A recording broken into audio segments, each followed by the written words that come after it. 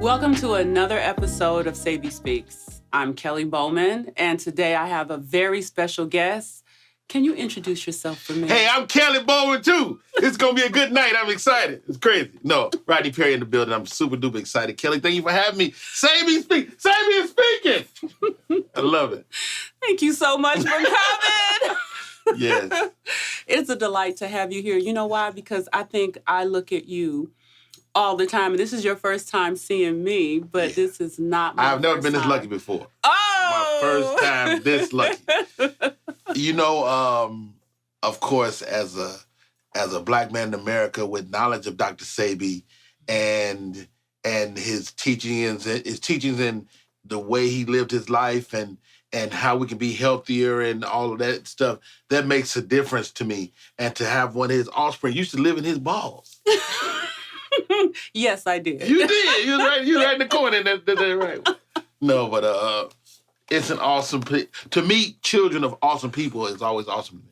I appreciate it. And I hope my kids can someday be awesome like that. Oh, my goodness. You know what? You are daddy. Yeah. Tell me a little bit about being a father. I'm a father of 6 children, 5 girls. I had to learn how to be a good husband. I was a good father day one. You know what I mean? Like, I had to learn how to take care of my wife and cater to her. But day one, as a dad, I had it. And I understood what the gravity of it was. And so it's the best hat I wear, I think. I appreciate that as a daughter. You know, as a daughter of someone much like you are, a man who takes care of his family, who knows his assignment. And it's a delight to meet the men in my life, you know, and now you're one of them. I think men have gifts, and men who stand up for their families, for themselves, are just incredible men because you got something to teach. Come on now. And I really appreciate that. So my dad had a lot to teach, and I think one of the things he taught me was to appreciate a man's point of view. It helps me be a really fulfilled woman. The communication is awesome. So with me communicating with you today, I am so appreciative, but I got to start off with my most famous question here. Okay. What is your relationship with food? What is my relationship? I love me some food. I love me some food. Wow. My mother used to, this is what I just learned about myself, and I'm 54 years old. And it was points in my life where I had to finish my food. Whatever was on my plate, whether I was full or not, I would have to finish it because we didn't waste food. Right. And so as an adult now, I'm comfortable enough with food to go, I've had enough. I've had enough. This is good. I enjoyed it. It was a good meal, blah, blah. And I think also, to further answer the question, I think I'm learning to be less addicted to sugar. You realize you was an addict. I'm absolutely an addict. We are all. And I'm not a sugar guy. I mean, wow. I don't care about sweets and stuff. That doesn't move me. But I realized that even though sugar didn't move me, I was still addicted to sugar.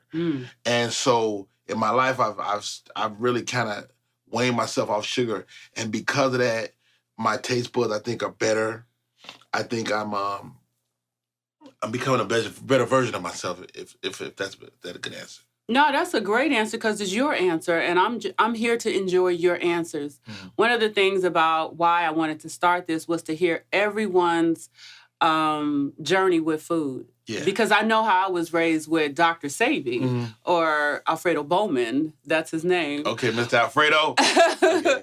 But knowing that part, and guess what? There was sugar outside of candy and outside of sweet foods and junk foods that people don't even talk about. A lot of us didn't realize we were addicts. Yes. Until it was, a parent coming up in diabetes and our grandmother. Right. Or, something going on. And we see now with dementia being prevalent, and they're saying that dementia may be type 3 diabetes. So that's sugar-based. That's all sugar-based. So, my grandmother dealt with dementia. My mother-in-law is currently dealing with dementia. And who knows when our family members become stricken. We don't know. We don't know. So I always say on stage, I do a joke about it. I say, you've been looking for your keys for 45 minutes. I was on the phone the other day like, dog, let me call you back. I got to find my phone. And so you don't know when the beginning of it is. Right. And so we have to be proactive in our relationships with food, I think. I think your relationship with yourself and how you brought that down to your children is a whole relationship. I never had a chance to understand life without food. And, hence the show again, because it was so, the information that I got about how to navigate through my diet was first. And so then when Are you a vegan? I don't really like that name. I'm so glad you said that. I am plant balanced. I don't know that name. Break that down. Give me that. That's what's up. Plant That's what's balanced. up. Yes. I think when I was younger, we didn't have, you had vegetarian, you had, moreover, different languages then. This new vegan relationship is so inspiring to the young ones, and I'm glad because it's made them aware. But I was never vegan. I was plant-based. My whole base, like my classroom was the garden with my dad, learning about like celebrities of the garden like okra, knowing that these are my food. Not the stuff that you sell in that little box with the M on it, the fast foods. I knew what the base of food was, so I am plant-based. Yeah. So as far as anything else, no, I'm plant-based. So when people say, well, do you eat anything else? No, but that doesn't negate anything, but... It's not saying that I will never, ever, blah, blah, blah, but you give yourself room to explore. Yeah, but I know vegetables, but most time, moreover, yes, I am what they would call vegan, but there's different levels of that. Being plant-based, this is who you are. This is the base of where you come from. This is where you're at. This is what you understand. So that's why I say it. So maybe my communication may be different than the younger generations or some people. But when you look at the 70s and 80s, either you were eating meat or you wasn't. Right. But it was never a GMO question, or if you're eating organic, but see, we have so many different things that go on with I think conversation. What has happened to us over a lifetime is one, we got further and further away from the farm. So, again, I'm 54 years old.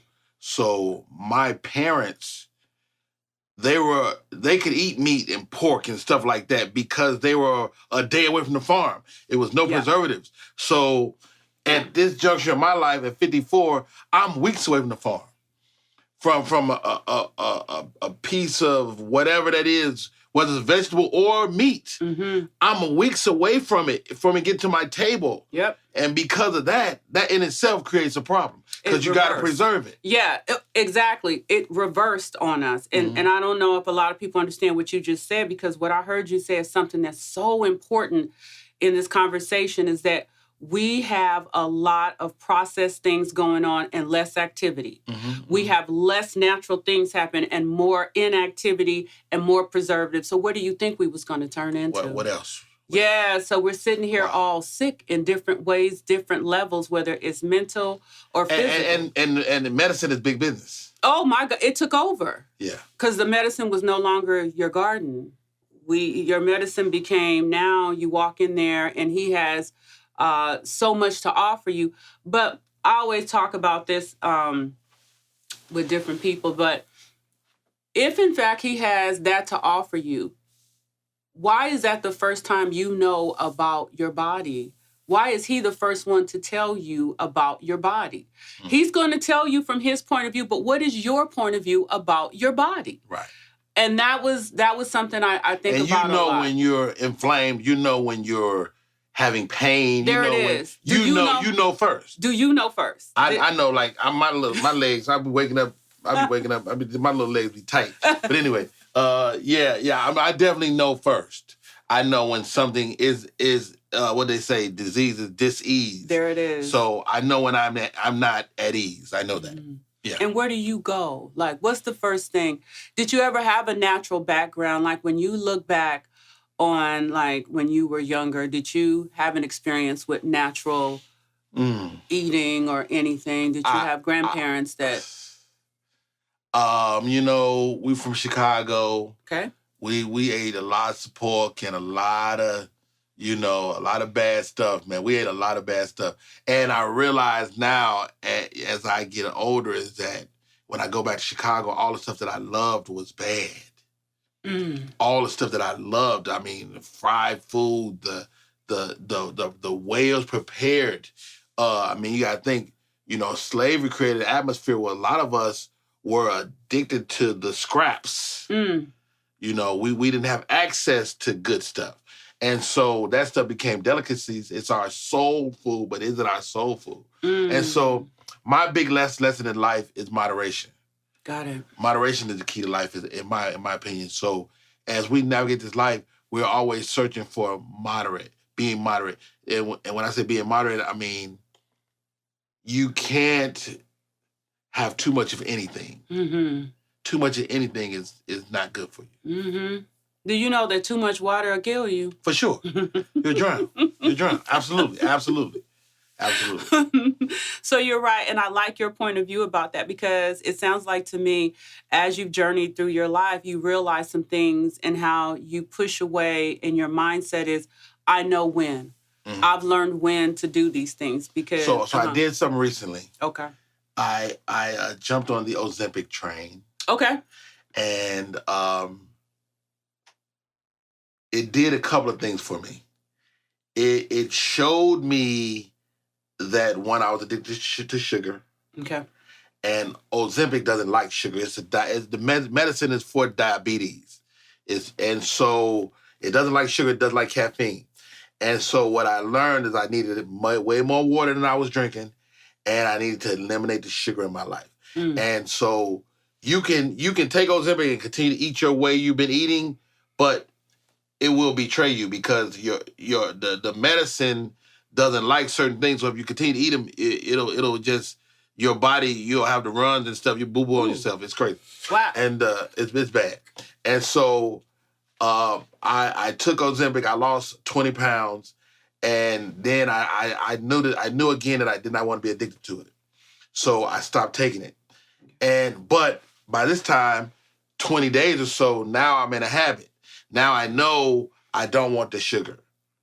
I know I don't need this. I know I can eat, if I eat healthier, if I eat a smoothie instead of I know if I increase my fiber, I can boo-boo better. You know what I mean? And so I'm always concerned with my boo-boo.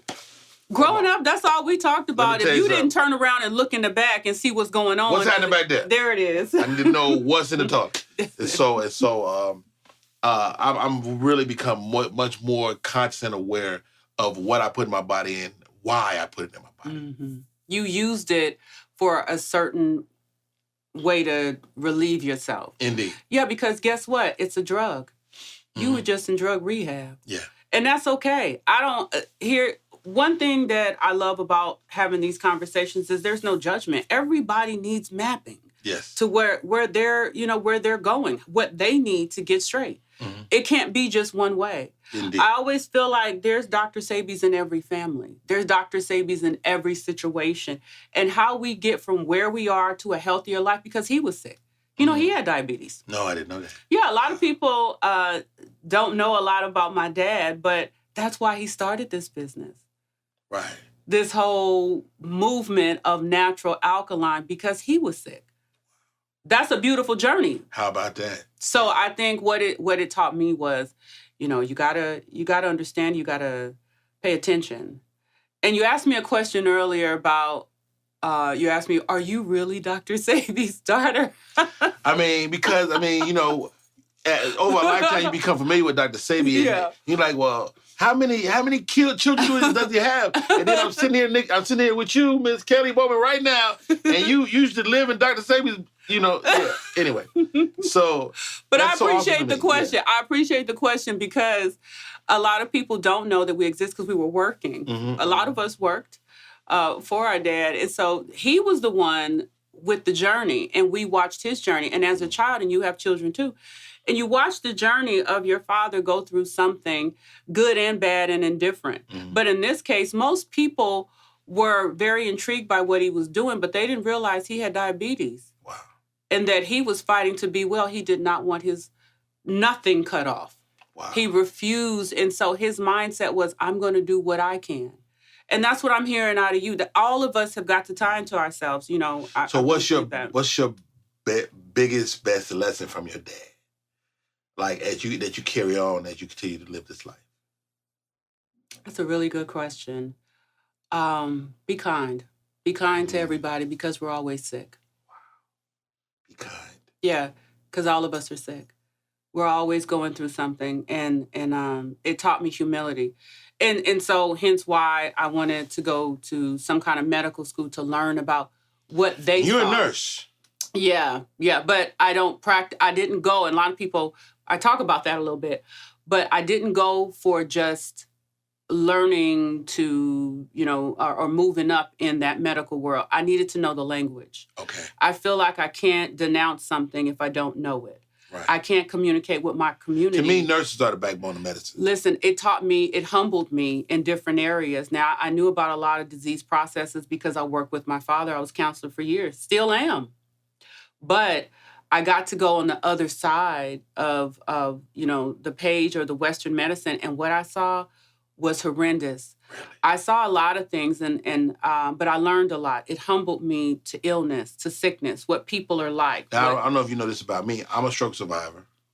Oh, wow. I had a stroke almost 8 years ago now. And so after having went through that, I gained a respect for people in medicine. And I remember even asking my docs, I'm like, yo, is there any holistic ways I can approach this as I get better? And they was like, well, there's no, what was his response? He was like, there's no science to that. And so if it wasn't any science to it, they couldn't advise it, just by virtue of who they were, what they did for a living. But at the same time, to be able to be Rodney Perry, to have had a stroke, to have lost the use of my left side of my body, to have been a person that was confined to a wheelchair for a period of time, and to be able to walk around and cycle through my thoughts and do that type of stuff now, I mean, I'm a walking miracle. And how'd you get through? I was about to ask you, where did you get your strength? Where did you draw it from? You know what? Part of it is being a little bit ignorant. Like, I didn't know how bad it was. Like, I can remember going live, we were constantly going live on these phones. I remember going live, and in my mind, I thought I was saying some fly stuff. In my mind, I was like, hey, everybody, it's your boy Rodney Perry had a little stroke. I'm going to be fine, though. God bless. Thought I said that. What I really said was, bada-dabba-dibba-da. Scooby-dabba-da. Blabba-doo. My wife was like, get that boy phone. Oh. Take his damn phone away from him. Okay. And so I didn't know how bad it was. And the good thing about the stroke is I was never in pain. Okay. I was never in any pain. Like, I was in a bed. I couldn't get up. I couldn't walk, but I was not in pain. And that allowed me to take my first steps. And I had a battery of medical professionals. I had a CNA that wiped me up. I couldn't wipe my own butt. And that lady wiped like right now, my butt ain't nowhere near as clean as that lady had in my butt. But anyway, it was one of those times that I wouldn't not go through what I went through, because it taught me some valuable lessons, some life lessons that I carry to this day. I like who you are on the other side. That test now is a testimony. And that's a serious thing. But that hero in you is what I attached to with my dad. Because on the other side, I didn't know I'd be sitting here talking to you about just what he went through like you went through. But when you got that understanding, it's like, okay, now I know what I need to do. Yeah. And I think that's what I want my listeners and my, viewers to see, is that you can fight. You can fight if you want to, and you can win. You can find a quality of life. You can start over. You can have a strong mind if you choose. Indeed. But it's a choice, so choose wisely. Yeah. And what I would say to people that will watch this is that, especially men, don't ignore the telltale signs. Thank you. Don't ignore if you're a 30-something-year-old guy and you got to go to the liquor store and buy them little pills. Don't ignore that. Because if you're not getting an erection, something is wrong. There you are. Something is wrong. Yeah. And so that's the beginning. And we, especially as men, You want to take care of your family, you want to take care of your home, and you want to do those things, but you can't do it if you're not healthy. Mm-hmm. And we should be living a much healthier life.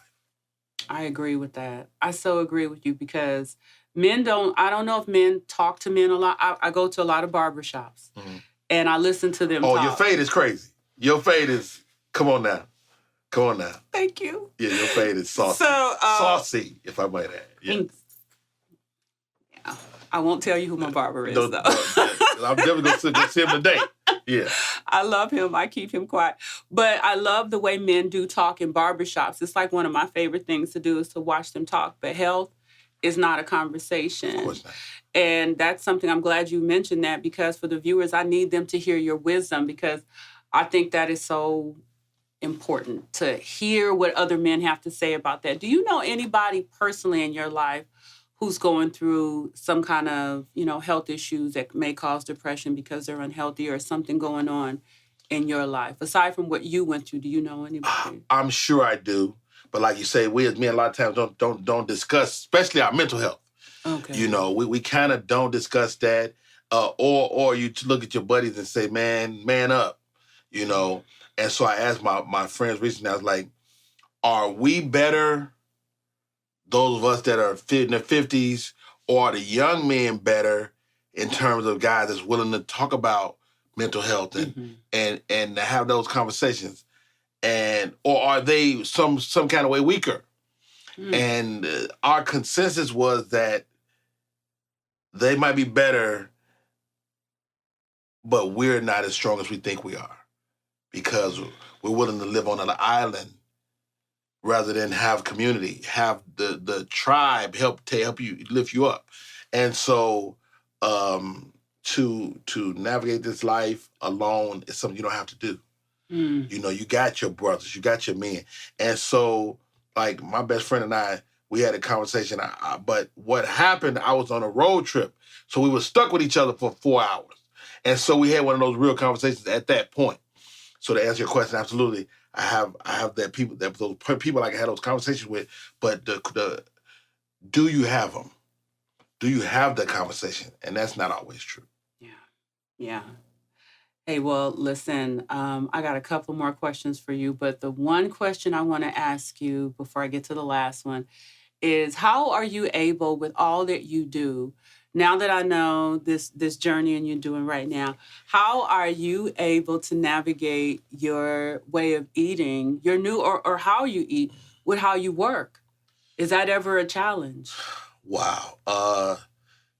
Eating and working is hard for me because I'm up late hours, and so my revelation is this: whenever you eat something alive and healthy, if you can, and so, and if you can't, you just don't eat at that moment.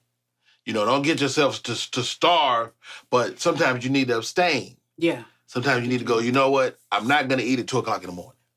I'm just not going to do it. That's hard because you know what? I get you. And I'm glad you said that because a lot of clients that I have who are in TV, film, and music, their hours start like at 10 at night or whatever. Right. You guys have late hours. I just wish they had better restaurants at that time of night, but there aren't. You can't buy, I don't know, like in Atlanta, Georgia. We're in Atlanta right now.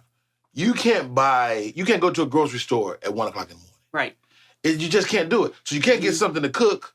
So you have to start thinking about your meals when you're not, before you get starving, before you get up against the wall. So like when I'm on the road, I'll be at a comedy club. I got to think about what I'm going to eat early in the day when it don't matter. Like, what am I going to eat this evening? Okay, I'll buy me a watermelon and I'll cut it up and that'll be my snack. My late night snack. I'll get some apples, so now I can eat that late at night. That could be my snack. And that's something that's not going to live on me.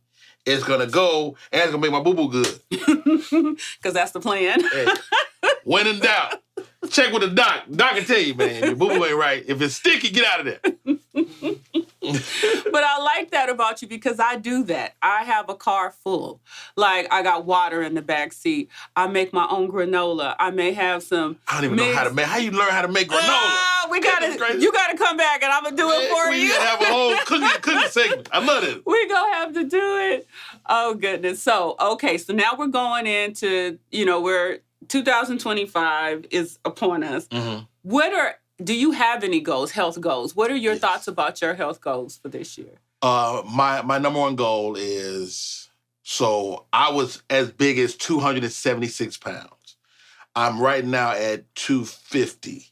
So I'm 248. I need all my pounds. Yeah. I'm at 248. So it's roughly 20 plus pounds that I've lost. I want to get down to 230. That's my goal weight. And my best friend and I have a bet. He say, Rodney, if you touch 230 by your birthday, September 15th, next year, if you touch 230, I'll give you $10,000. So I'm trying to get this paper. I'm going to help you. I'm trying to get there. Dr. Sebi, daughter, let me tell you something, Kelly. Take me. I need all the help. I'm getting you. And I got a hot thousand for you, Kelly. Okay. We get there. Yeah.